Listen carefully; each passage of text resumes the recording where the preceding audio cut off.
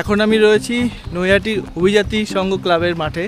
আর অভিজাতি সংঘের এই বছরের শ্যামা পুজোয় বিশেষ আকর্ষণ হচ্ছে রাজস্থানের হাওয়া মহল।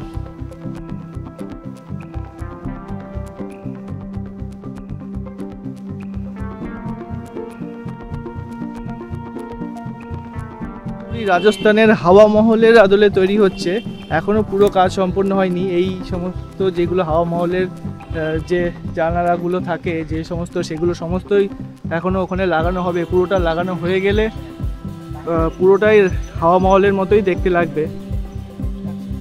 এই স্ট্রাকচারগুলো পুরোটাই ওপরে লাগানো হচ্ছে। এরপরে ওখানে যেগুলো রয়েছে, এই মাঠে যে স্ট্রাকচারগুলো রয়েছে, এগুলো পুরোটাই যেরকম হাওয়া মহলে রয়েছে ঠিক সেরকম পুরোটাই এখানে লাগানো হবে এবং তারপর পুরোটাই হাওয়া মহলের মতো একটা লুক আসবে। আর এর পাশেই কিন্তু মেলার মাঠ রয়েছে, এখানে কিন্তু মেলা বসে। এই কালী পুজোর থেকে ভাইফোঁটা অবধি এখানে কিন্তু মেলা বসে।